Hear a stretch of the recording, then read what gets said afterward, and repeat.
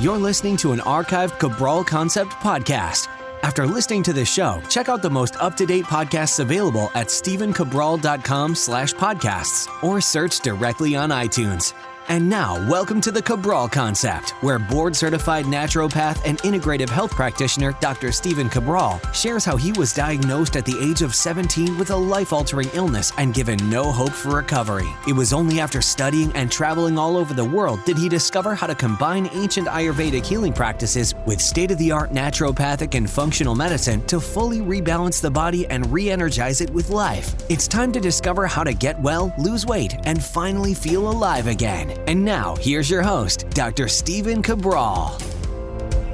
Hi, everyone, and welcome back to the Cabral Concept. I'm Stephen Cabral, board-certified naturopathic doctor. So good to have you with me here today. Excited to start the week off right, as always, like we do every single Monday with our Mindset and Motivation Monday. And this time of the year, especially this time of the year, as we're closing out the year, and we're beginning to open up a new chapter in our life. The start to a year is a very special time. It is that time to begin to look at everything that's happened over the past, let's just say 12 months, but also our lifetime, and assess, is this the direction that we want our life to be moving? Now, my goal for you with this podcast here today is don't wait until the first week of January to begin to set those January goals. You don't have to have them carved out in stone yet, but I want you to begin to think about it now. Here's why. When January 1st hits, I want you to immediately begin to build momentum. I want you to start to move right into your goals. I do not want January 1st to be the day that you decide to set some goals. I want you to give it some time. So right now, you have almost a month. Not quite, but you've got about 3.5 weeks or so to start to think about what are your New Year's resolutions going to be. And don't make your New Year's resolution just to, stop drinking Diet Coke. That's fine. There's nothing wrong with that, and I can applaud that. But I need it to be grander. I need it to be more of a life vision than just what you're going to give up. Giving up things is fine. You know that you have to give up certain things in order to reach your wellness, weight loss, anti-aging, any of the goals that you need. But the truth is this. All of those things will happen automatically if you have a larger vision for yourself. So if the larger vision for yourself is to get healthy, get in the best shape of your life, so you can begin to have the energy that you want to begin to do whatever that goal is. Fill in that goal right now. If you had abundant energy, what would you do, right? If you weren't so tired in the morning when you woke up, and part of that is if you're 20, 30 pounds away from your goal weight, you're going to feel more sluggish. So what I'm saying to you is this. Set the goal, sure, to give up the Diet Coke so that you can start to lose more weight, so that you start to increase energy, so that you're not putting all of those toxins into your body. But also, I want you to think of this. You're doing that automatically when you set a goal that 2019 is going to be your year to get in shape. Your year to get in the best shape of your life for you, for nobody else but you. But it's also going to be doing it from a wellness-based perspective. Your body will always be in great shape, and you will always get to your goal weight if you focus on getting your body as healthy as it can be. Because by focused on being healthy, you're not necessarily going to be in bodybuilder shape, but you will be in fantastic shape, and that shape will be something that you'll be able to maintain for life. That's what I've been trying to be focused on these past couple of weeks with the Wellness and Weight Loss Wednesdays. So today what I want you to do is I want to begin to try to help you when you craft that vision, because it is very personal, it's very unique. Whatever you decide your goals to be, I want them to be unique to you. Now, over the next couple weeks, I will go over some goal-setting things. There's no doubt about that. I'll share with you some of my favorite books from last year and some of my new favorite ones this year. I will give you my specific systems again. But today, I want to look at the overall macro picture, because this is what a lot of people miss, right? The years pass, and they're assessing 1 year at a time, but they're missing the big overall picture. So what I'd love to do is just give you a quote right here. And this is actually from the CEO of Amazon, Jeff Bezos. Now, you can think whatever you want about Jeff Bezos. That's not the discussion for today. You might love him. You might not like him. Whatever you're into, that's okay. But when words speak truth, they speak truth, and we should listen. So this is very interesting.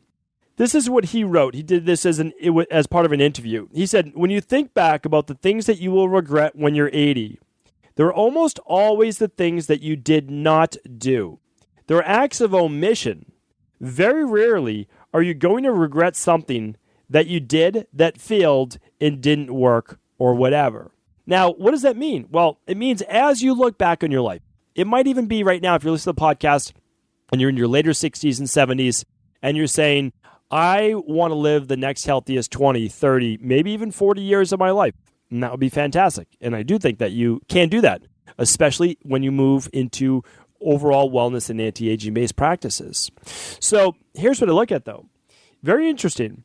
Most of the things when we look back on our life will be the things that we didn't do, not the things that we did. So when I look at that, I start to dissect it a little bit. And I think back as well to the many articles and books that have been written where they interview people that are terminally ill at any age, or that they're in a nursing home, in hospice, or whatever it might be at the end of their life. And every single, well, not every single one, right? But the majority, the vast majority, more than not, are always regrets of things such as, I wish I hadn't worked so hard. I wish I would have lived the life that I wanted to. I wish that I had spent more time with friends and family. I wish I hadn't worried so much. I wish I had been more focused on being happier. And these are specifically, again, taken from patients and end of their life. And so what I want to look at that is this. I want to begin to say, if we know, I always try to start with the end in mind. If we know that when we look back on our life, we're going to regret the things that we did not do rather than just kind of plowing through the days and the weeks and the years, right? Here's how I like to think about it. And I talked about this on a previous podcast, and I do hope you go back to it. All you have to do is go to stephencabral.com/podcasts and type in bucket list. I gave you, I believe, at least it's from my viewpoint, the way that people should set up a bucket list. Because right now, people have bucket lists, and it's just a lot of things that don't necessarily have a lot of meaning. I want people to have a handful of things on that bucket list. Now, more could be added to it. But what are the things that you need to accomplish in your life that if you look back, you would regret not having done them? Meaning, like, if you did not do one of those things, you would go back, you would look back in your life, and you would regret it. So a lot of people would travel on their bucket list, and they say, I'd love to go see, let's just throw something out there, like the Great Pyramid in Egypt. Okay, great. Well, that's a great goal. I'd love to go see the Great Pyramid in Egypt one day. But if I'm, let's say I'm 101 years old, lived 100 years, looking back on my life, would I regret not going to see the Great Pyramid of Egypt? And I think that I would. I think that, yes, that is one of those things that I would like to see. But would it really weigh heavy on me? Probably not as much as being home 6 out of 7 nights to have dinner with my 2 young girls as they're growing up, right? So what I'm saying is there are levels to this, right? So as we're beginning to create goals for ourselves, let's start with the end in mind. Let's start what is most important, right? If you're working 7 days a week right now, and you don't have time for friends, you don't have time for family, you don't have time for relationships, that's something that you very well may regret. You may regret that. Now, a lot of times people have to work 7 days a week because they need to make ends meet. And I totally understand that as well. Even if you have a family, there are many people with a family, and they don't get to see their kids that much. And the reason is that they are always working. But the reason that they're always working is so that they can try to provide for their children so they can grow up and have those specific things. But never forget that a lot of what your children want is just you. So you can work hard and you can absolutely provide for your children, and it's noble. And you do need to keep, of course, Maslow's hierarchy of needs. You need to keep shelter and food and all of those things. Those are very, very important. But time is often our most precious resource, right? You've heard this before. But it's the truth. It's the only thing that's not renewable. If you need more money, you probably can work more. You could probably get a second job. Probably maybe get a raise in the future, right? But what you never get back or more of is time. And that's why I'm so focused on health. I'm so focused on helping people lose weight the healthy way. I'm focused on people getting overall healthy, and then I'm focused on helping them live longer but a better quality of life. So they don't age with all these autoimmune issues or cancer or diabetes or cardiovascular risk or stroke risk, right? Blood pressure. What I want to do is to help people live a longer life so they can do more with their life, which in my opinion then they'll have less regrets. They'll actually live a fully potentialized life. What does that mean? Well, it means that you, towards the end of your life, you're saying, I reached my potential, not anybody else's potential. I stopped trying to compare myself to other people. Now it's been quite a number of years. And the reason is, and I look back and I say, I've been given a certain set of tools that I'm better at, like that this is my skill set. And I have other things that I'm not as good at. I'm just not. I can try to work on those things that I'm not as good at, or I can really double down on the couple of gifts, couple of blessings that I have that have allowed me or enabled me to be able to use that to the best of my ability, right? And some things I'm not as great at. So I have to compensate on those. I need to do whatever I can to just make sure that those things don't take me down. But what I want for you, for you to feel like you have a fully potentialized life, is that you look at what are your strong suits, or probably even better, what do you love? Like, what are your passions? How can you bring more of that into your life in 2019? How do we do that? And that's what we really need to start setting for goals, is we need to look at what are the things that you're missing out on right now. And I just shared this last week for the final lesson in the Integrative Health Practitioner Level 1. Again, it's ongoing, it's study at your own pace, but we released Module 10. And part of it is I was kind of giving my final message for the Level 1 as students are going to be moving through that, then moving on to Level 2, is that this thing that I heard quite a number of years ago.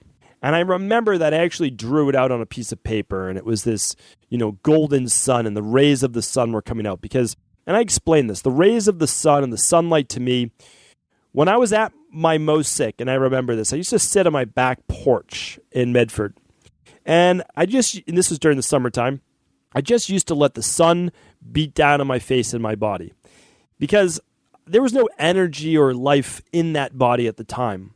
But when I was in the sun, I felt positivity. And now we know why, right? We know all the different reasons why. I felt a little bit of energy come into my body.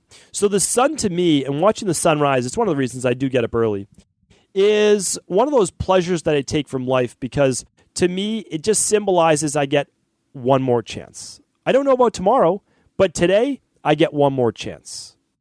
And so I drew this sun and its golden rays on this piece of paper, and I wrote the words, believe it or not, from a band called the Dave Matthews Band that said, "The future is no place to place your better days."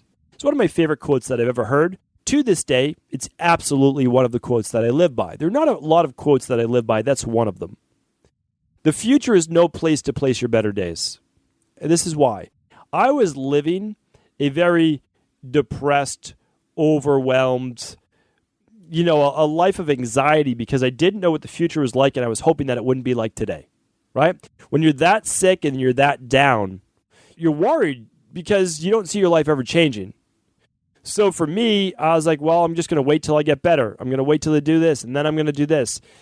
And then at some point I said, I don't know that I'll ever get better. I don't know that I will. But what I'm going to do is begin to live my life. And that's what I did. That was a huge changing point for me, and I can just let you know I still didn't get better for another couple of years. But life changed because I changed. I changed my mindset. I changed my outlook. I was going to do the things that I wanted to in my life, even sick, even with the joint pain, the fibromyalgia, brain fog, swollen glands, POTS, you name it, right? Even with that, I was still going to live my life, and that's exactly what I did. I still worked out. I still did everything that I wanted to. I did everything that I wanted to. Now, was I not feeling great at the time? Yes. But I moved forward with my goals, and that alone started to bring more joy and happiness in my life. Because it's not all about the body, right? There's a lot to do with the mind. And I said, if this is the body I've been given, I can at least change my mind. I can change my mindset, my outlook. Now, eventually, that led to even better things, right? I did find out how to heal my body. I was introduced to certain principles and practices that allowed me to transform my body at a fundamental level, which is what I teach today. But the future is no place to place your better days allowed me to begin to realize that I don't even know if I'll be here 10 years from now, 20 years from now. What am I doing thinking about, life that far off into the future? Sure, it's great to have a plan. Great to have a plan. I've already shared my plan as like, okay, this is what we're doing right now. And I've shared this before, but when both of my girls are in college, and I'm going to share this podcast with them one day, my wife and I, we're not going to be hanging out in Boston in the winters anymore, right? We're doing it now because we do love New England, and we love being around family and all of the cousins and all of those things, right? But in the future, you can rest assured that from January, after New Year's, to March, we will absolutely be somewhere warm. Now, we love Boston. We'll come back to Boston. We love Maine. We'll always be there for the summer and fall because of the beautiful weather there. But what we're going to do is not be here. But the truth is this. We're not going to live for that moment, right? That's what, I don't even know how many years it is from now. 13, 14, 15 years or so from now. What we're doing right now is living for the now. And I'm living by the principles of we're going to travel right now, even with young kids. We're going to show them the world, whether at 4 years old and 6 years old, they remember that or not, because they're going to remember how they felt. They're going to remember the experience, which is going to shape their subconscious and their minds as well. And then for myself and my work, I could have said, okay, one more year. I need one more year to publish The Rain Barrel Effect. No, I got to get that book out. It was 5-6 years in the making, right? Same with the Integrative Health Practitioner certification. I could have just said, let's just wait till January 1st. Let's start fresh. No, we don't know. Start to produce your best work now. That's not with just your career. That's with your family. That's with your relationships. That's in your spiritual-based practice. That's everything. Why wait? What are we waiting for? I mean, literally nothing is given. We don't know what's going to be in our life a year from now. But I need you to start to focus on goals. There's nothing wrong with wanting to transform your body and your health. To me, that has to be up there near number one on the list. Because if you do that, all of your goals, in my opinion, become easier to achieve. Because you're going to have both more energy in mind and body, the vitality, and just the get up and go is going to be stronger. And I'm telling you right now, if I did not have that, I would not be able to do the things that I want in my life. And again, am I accomplishing more than other people? I wouldn't necessarily say so. All I'm accomplishing is what I want to in my life. Because we all get the same 24 hours a day. I still sleep 7.5, 8 hours a night. I'm not pulling all-nighters here. I'm doing what's physically possible in a workday. I'm coming home, seeing my family, spending a bunch of hours with them at night. And then on the weekends, that's all of our time. That's my family time. So I believe that you can do it all. You can make it all happen, but we need to begin to prioritize because we can't do it all at the same time. So what is it that we need to put on that list? And that's why I want you to begin thinking now. This is a deep subject, right? So begin thinking now. What do we do now? What are we thinking about now to set for our 2019 goals? Because it might take a little bit of a setup. We might need to sign up for the seminar, certification, school, degree, mentorship, internship, etc., right? Or with relationships, you might need to assess those. What are you actually looking for? I mean, that's such a big thing. Hardly ever we don't ask ourselves that. So we just kind of, bounce around from career to career, or person to person, relationship to relationship, whatever it might be. Start to ask yourself those questions and go back to it, back to those questions. I wish I would have been happier, right? I wish I hadn't worked so much. I wish I wanted to live the life that I wanted to live. I wish I'd stayed in touch with more friends and family. Are you doing those things right now? Because that was the majority of things that people regretted looking back on their life. So I just invite you right now. We do it during the holidays a lot, but keep it going in the new year. Go out to dinner, grab lunch with your friends more often. Right? Spend the time with your children, even though they can drive you crazy much of the time because it will be over before you know it. I keep telling myself that all the time. I'm like, they might be driving me crazy right now, but it's a finite period of time. And I know that I don't have that much longer in the grand scheme of things with them as young kids. So I want to make sure that that's something that I really focus on right now. I can work the rest of my life. as long as I have my health, which honestly I'm going to work my best at, but that's never a given as well. But I'm going to work my best at it. But I can work for another 35, 40 years easily, right? And that's not even talking about increased life expectancy and how we'll feel. I mean, think about all the different forms of amazing orthomolecular medicine, functional medicine, bioregulatory medicine we're going to have 30, 40 years from now. Will that give you another 10, 20 years strong? Probably. I mean, it honestly will. I can't tell you for sure, but with everything that I've seen and my colleagues in geneticists and doing things with stem cell therapy, I mean, we're talking rejuvenation of joints, of brain. I mean, like it's going to be pretty phenomenal in my opinion, as long as we use it for good. That's my opinion. But reason I'm saying that is that I now that I do have a family and I have young girls, and I keep going back to that because that has to be the center. Not has to be. That's the center of my world, and I want it to be the center of my world. Now, you know that my work is an enormous passion of mine. But, you know, if there's ever a question between my family and my work, there's no question at all, right? It's family first. It's always family first. If I had to stop the podcast for whatever reason for a week, even though I want to keep going strong every single day and never miss a day, it's family first. So we have to set those priorities as well. Now, I've found a nice balance in my life, and that's what I'm hopefully speaking about today, as I want you to find that balance. But I want you to have the same perspective as this. I'm going to go back to those words. When you think about the things that you will regret when you're 80, they're almost always the things that you did not do.